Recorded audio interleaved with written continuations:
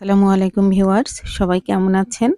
আজ আমি আপনাদের সঙ্গে শেয়ার করব দেশি মুরগি নতুন আলুর একটা পাতলা ঝোল। এই রেসিপিটা অনেক অসাধারণ একটা রেসিপি।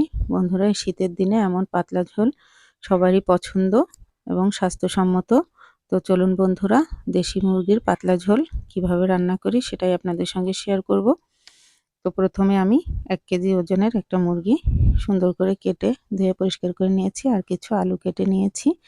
এখন আমি মুরগিগুলো পানি ঝরিয়ে নিয়ে একটা বোলের মধ্যে নিয়ে একে একে এতে মশলা দিয়ে দিব। প্রথমে আমি 1 চা চামচ আদা বাটা, 1 চা চামচ রসুন বাটা, 2 চা চামচ পেঁয়াজ বাটা, আর 1 চা চামচ লাল মরিচের গুঁড়া, হাফ চা চামচ ধনের গুঁড়া, হাফ চা চামচ জিরা গুঁড়া, 1 চা চামচ হলুদ গুঁড়া, আর হাফ চা চামচ দিব গরম মশলা গুঁড়া, স্বাদ মতো লবণ, আর সামান্য একটু তেল দিয়ে আমি মশলাটা মুরগির সঙ্গে ভালো করে মাখিয়ে নেব। এটা আমি মশলাটা হাতে মাখিয়ে নিয়েই মাংসটাকে রান্না করব।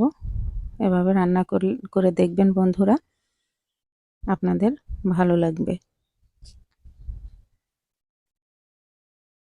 এবার আমি এটা সাইডে রেখে চুলার উপর কড়াই দিয়ে কড়াইটা গরম হয়ে গেলে তার মধ্যে আমি 2 টেবিল চামচের মতো তেল দিয়ে দিব।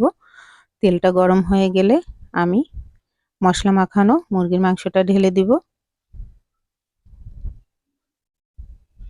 এখন আমি মাংসটাকে এই তেলের মধ্যে সুন্দর করে কষিয়ে নিব। আসলে যে কোনো মাংসই কষানোর উপর নির্ভর করে টেস্ট, ফ্লেভার সব কিছু। আমি ঢেকে ঢেকে মাংসটাকে কষিয়ে নিব।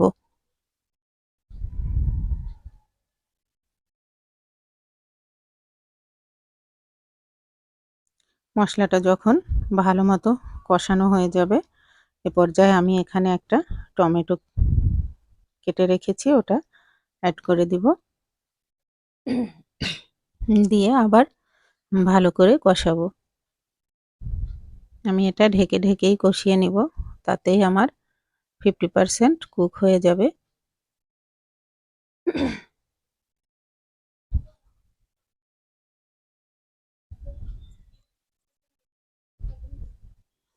দেখুন বন্ধুরা, আমার মুরগি এবং মশলা দুটাই কষানো হয়ে গেছে, দেখেই বোঝা যাচ্ছে। এখন আমি এর মধ্যে আলুগুলো দিয়ে আবার একটু কষিয়ে নিব।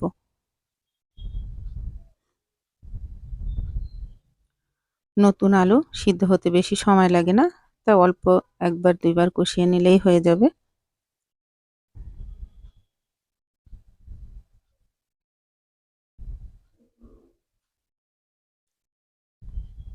আলু এবং মাংস কষানো আমার শেষ। এখন আমি ঝোলের পানি দিয়ে দিব। অবশ্যই গরম পানি দিতে হবে বন্ধুরা। আমি সবসময় বলি, কখনো রান্না করতে করতে ঠান্ডা পানি অ্যাড করবেন না, তাহলে কুকিংটা ওখানে স্টপ হয়ে যাবে। তো আমার রান্না প্রায় শেষের দিকে বন্ধুরা। এর মধ্যে আমি এখন 2-3টা কাঁচামরিচের ফালি দিয়ে দিব। আর নামানোর আগে এখন আমি এখানে অ্যাড করব সামান্য একটু, মানে 1 পিঞ্চ গোলমরিচের গুঁড়া, আর দিয়ে দিব ভাজা জিরার গুঁড়া হাফ চা চামচ। দিয়ে চুলা বন্ধ করে আমি ঢাকা দিয়ে 5-7 মিনিট রেখে দিব, তারপরে নামিয়ে নিব। দেখুন বন্ধুরা, আমার মুরগির ঝোল অনেক সুন্দর কালারও এসছে। তো আমার এই দেশি মুরগির পাতলা ঝোল যদি আপনাদের ভালো লাগে, অবশ্যই লাইক, কমেন্ট, শেয়ার করে দিবেন বন্ধুরা। ইউটিউবে দেখলে সাবস্ক্রাইব এবং ফেসবুকে দেখলে ফলো দিয়ে আমার পাশে থাকবেন বন্ধুরা। আজকের মতো এখানেই। আল্লাহ হাফেজ। আসসালামু আলাইকুম।